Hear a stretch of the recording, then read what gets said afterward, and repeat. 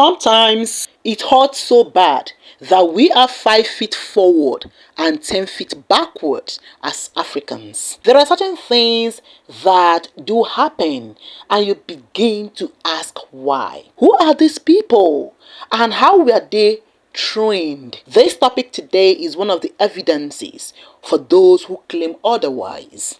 Welcome to my channel, brothers and sisters. If you are new, please do me a favor and subscribe. Turn the notification bell on to get notified when I post new content.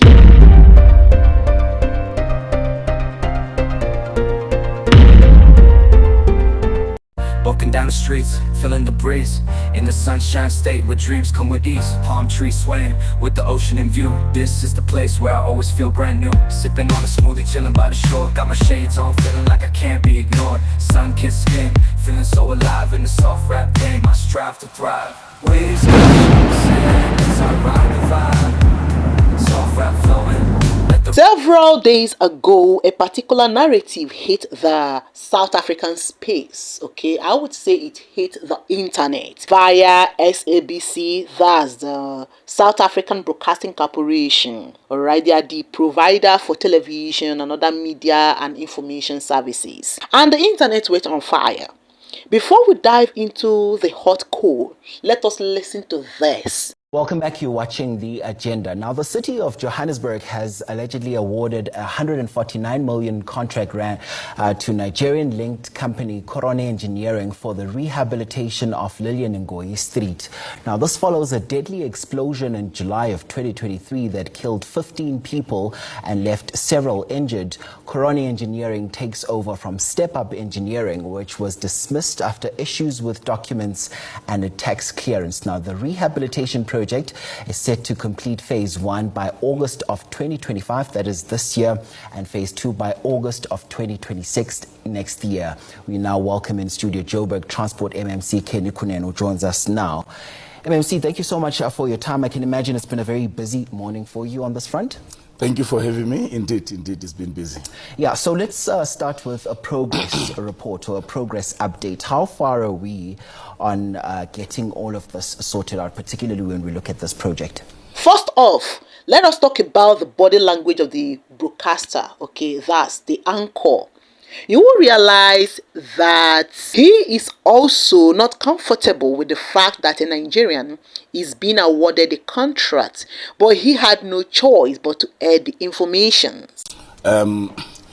Yes, Step Up was not terminated because of tax clearance issues, because the process of appointing a company at GRA is quite intense. When the contradictions happened between GRA and Step Up and GRA terminated, I stepped in because Step Up went to court. And I understand that for as long as there's a court process, Lillian Ngoyi can be fixed. I stepped up and then I brought them together and they found each other.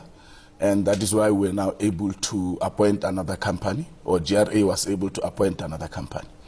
Which is Corone Engineering, which has already started the work. So the work will be done by August, end of August 2025. That means Lillian Ngoyi will be drivable. People will be able to drive. All right. Then the second phase is more of cosmetics, to extend the pathways to make them look beautiful as part of the inner city rejuvenation project that we will be embarking on a continuous basis. Alright guys, for those who are still novice to legal proceedings, once a case is charged and the court proceedings commenced, if there is any court injunction to stop work, it simply means that no work will continue until the case is over. And generally, not just in Africa, forget about movies, forget about skits. Court processes no be here. It takes time from one adjournment through another, and of course we cannot allow the land to be cut off and movement interrupted for so long. Hence there is need to award a contract to another company, irrespective of the company, whether the company is going to be an indigenous company or a foreign owned company. However, the work must be done. First off, let's talk about the duration. It simply means that the project will be delivered in 6 months, which is fair, considering that it is not a massive project. Okay, it's not like taking on an entire municipal, all right, or like city or something like that. For those in Nigeria, we don't really use the term municipal. Okay, so I'm just talking about a city. It is not like a project covering the whole city. No, it is just a particular area. So a particular area that caved in. There are places like that in Nigeria whereby a particular company will be awarded a contract to repair a particular road, and after a while there may be caving. Now if you check that road, you will realize that it will require more effort and more materials. We've had foreign companies who came to Nigeria and they didn't do a good job simply because the place caved. And so another company will be awarded. It may be an indigenous company or also a foreign company. We don't really care about that in Nigeria. Just get the work done. Some in the comment section screamed of the amount. Yes, because some of you are thinking of fixing just the periphery. No, once there is caving, the entire area might slide again if care is not taken. So it is going to be filled with a particular type of sand that isn't prone to caving. Sands that are not porous. And these sands will be mixed with concrete. I'm not talking about cement. Okay, there is something in Nigeria we call concrete. All right, so concrete. So for engineers on my channel, you understand what I'm talking about, and that is very cumbersome. The process is not easy, and for efficiency, the filling will be more expensive or budget raking than fixing the periphery. That's why it is very expensive. Okay, so that's why it's very expensive to buy land or build houses on a yet to be sand-filled area or a swampy area, because you will need to properly sand-fill, and the sands you're going to use, they are not the normal sands. You sand-fill, use concrete and the rest of them before you will proceed with your structure. I don't know what your assessment would be, but at face value for people that are watching this unfold right now, this might also be raising questions around the adjudication process itself, in terms of, was due diligence done to ensure that the people that are being put in place would first of all be able to do the job, but also to be able to raise those red flags at the time when it came to see that perhaps they're not being able to execute their duties properly and were not able to deliver on what was expected from them. What do you say on this front? Due diligence is always done. Companies supply documents that prove that they've got technical capacity and financial capacity. The contradictions that happened were from both sides. So it was not the incapacity of Step Up, but it was both sides. We have financial challenges in the city. We could not pay on time. They lost project managers and so on and so on. There were delays due to city power cables that were there. Who must attend to that? City power wants to do it. JRA, Step Up wants to do it. So there were a lot of contradictions, both technically and from a process point of view. But in as much as process is concerned of appointee, JRA's process is solid. But why, after so much money was already spent on this project? I mean, the EFF leader, Julius Malema, labeled you as lazy and incompetent for a blunder that saw public funds being mismanaged in a way. What would your response be to that, particularly when you look at the money that has been spent thus far and the project that still awaits moving forward on this? Now, concerning the questions asked, yes, the interviewer asked the right question. I do not need to be a Nigerian to like it. I must not like it. We just have to be honest with ourselves. However, listen to his response. Julius Malema is as ignorant as most people on Twitter. And let me deal with the lies that are on Twitter, of which Julius is guilty of those lies also. He said in the video that we are speaking about that I appointed a Zimbabwean company. Now, I don't appoint companies. There is a narrative that I appointed a Nigerian company, which is Coroni Engineering, that is currently doing the work. Now, when you look at MFMA, and give me an opportunity to read it to you and the viewers. MFMA, it's a Municipal Finance Management Act of Act 56 of 2003, subsection 117 to 119. It says, councillors are barred from serving on municipal tender committees. Barred meaning prevented, stopped, not allowed.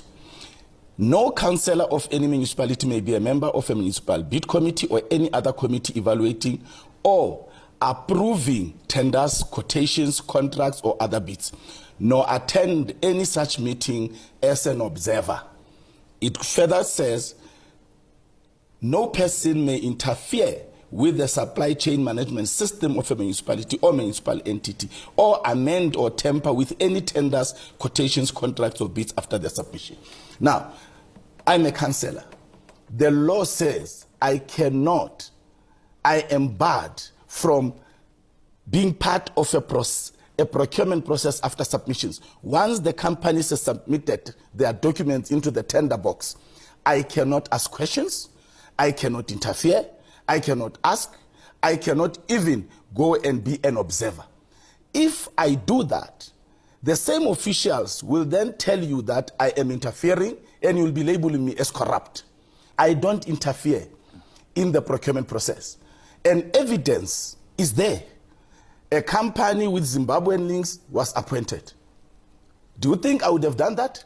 A company now with a Nigerian male and a South African female with a Nigerian surname has been appointed. Had the law allowed me to participate in a procurement process, Coroni Engineering would never have gone through to the second round because of that Nigerian who is there.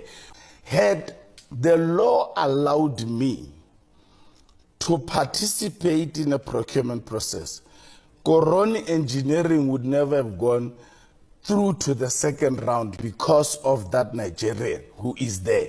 Because of that Nigerian who is there. Because of that Nigerian who is there. Although the Nigerian is a naturalized South African, is a citizen of this country, I would have not allowed it. I would have said, let us set this one aside. The Nigerian must go do business in Nigeria.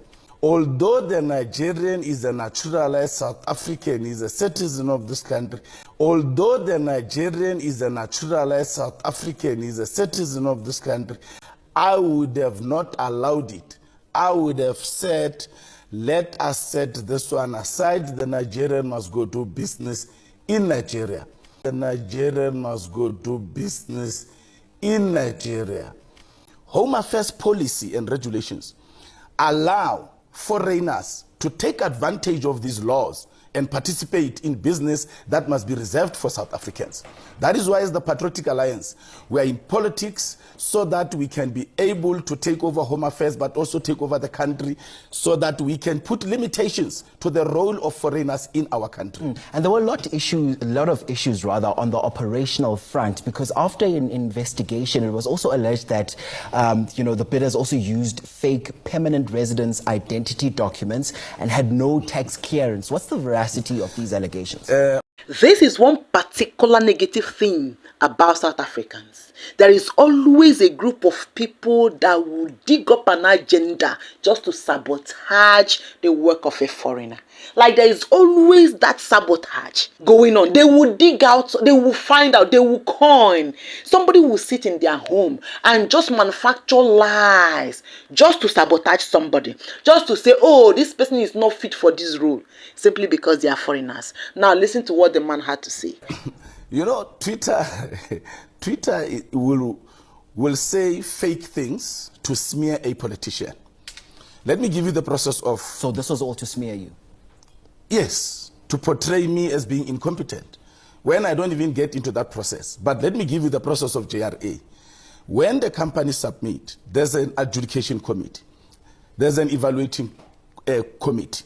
Once these committees have done the SCM process, supply chain process, then they hand over the report to internal auditors.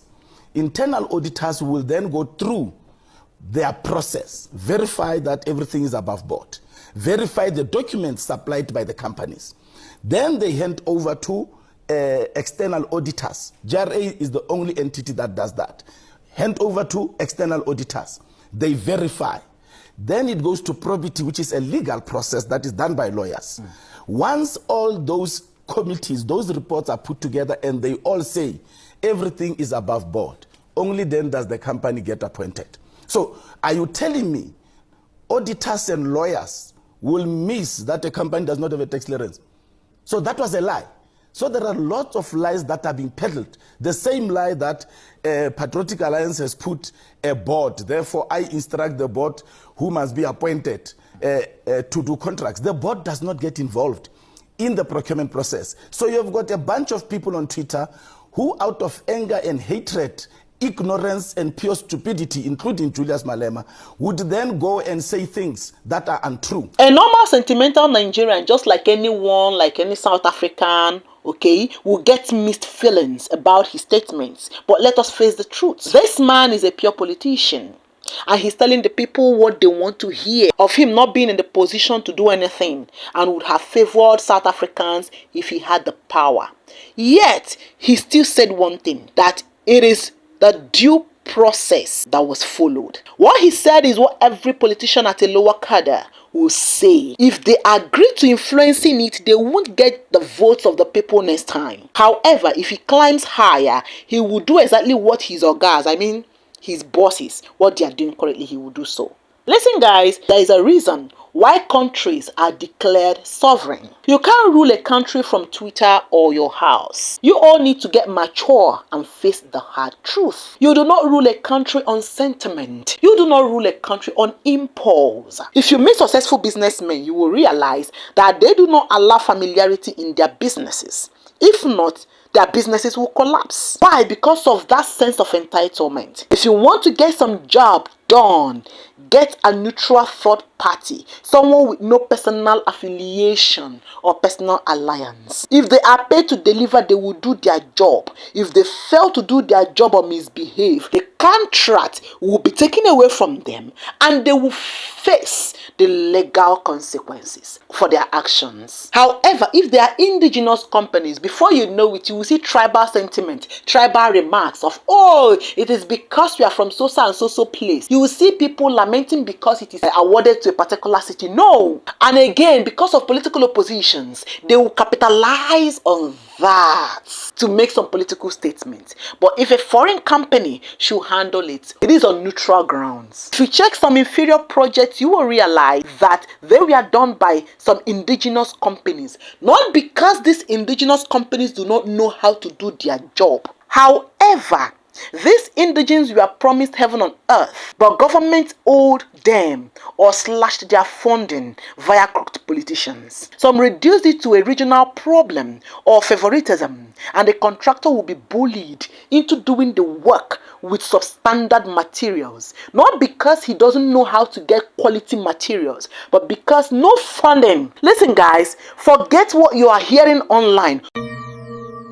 Forget the amount that government is proposing that they are doing it with. Some of this amount aired on televisions are not being fulfilled.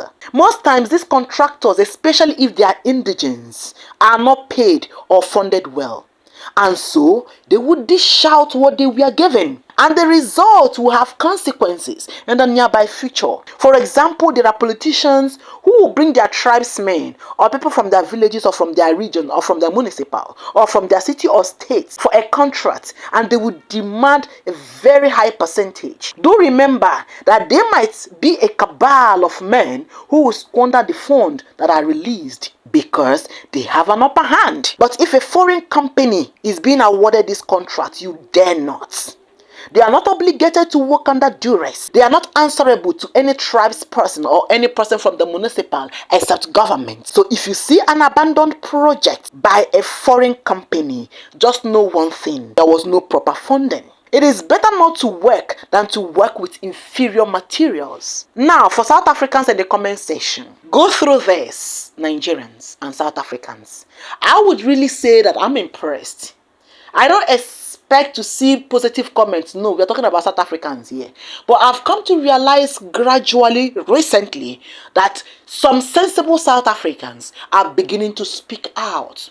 Though we still have typical South Africans. And I'll be honest with you, yes, that Afrophobic nature will still be there, of complaining, oh, why is it a foreign company? A sovereign nation is not your village square where you command it the way you want. The world is a global village and each country benefits from one another. You can't have your people getting contracts in other nations without them also awarding contracts to other nations or to foreign nationals. You cannot eat your cake and have it, sweethearts. No. You cannot eat your cake and expect it to be intact. The name Nigeria is a big problem for so many mentally deranged South Africans. You better wake up to the realities of life. Accept the realities. Accept the hard truth. Simple. The funny reality is that PwC, KPMG, and many other companies in South Africa are foreign owned by Western nations. But it is not a problem, right? But because it is an African company, not just because it is an African company, it is a Nigerian company, they lamented. The same thing they did when a Zimbabwean was awarded. Some of you are daft. A Nigerian company whose head office and the COO, the chief of operation, is a South African. A Nigerian company that gave jobs to South Africans. Currently, the work is in progress and 98% of the laborers or workers are South Africans. What is wrong with many of you people? This company employed competent South Africans, so he gave jobs to your people, irrespective of your area, because he is a neutral person. He gave them job based on competence, not because, oh, they are from my municipal, oh, they are from this region. No! If you're a South African and you're qualified to work, you will get a job. So, if you stop work, your people will lose their jobs. Simple and short. Who are the people receiving remunerations? They are South Africans. They said Nigerian company had established in South Africa, not in Nigeria. And it is a Nigerian South African owned company. The staff are South Africans. What is wrong with many of you? You have some hotels in Nigeria. You have MTN in Nigeria. You have some companies, water and the rest of them. You have DSTV waxing strong in Nigeria. You enter Nigeria and you get employed in companies. So many companies employ you South Africans in Nigeria. Yet you whine because a company owned by Nigerian and a South African with South Africans employed got a contract being done by your people, for your people, and paid for it. Yet many of you are complaining. I feel so many of you are sick. Those of you that are negative are sick. Many foreign companies in South Africa has foreigners from Western world there. They refuse to employ black South Africans, yet you are not complaining. Many of you South Africans, when you get a job in a multinational companies owned by foreigners in your nations, owned by Westerners in your nations, they will give you lower positions with peanut salaries, yet you don't complain. But for an African to get a contract in Africa that will employ your people, you are complaining. Many of you South Africans deserve what you get.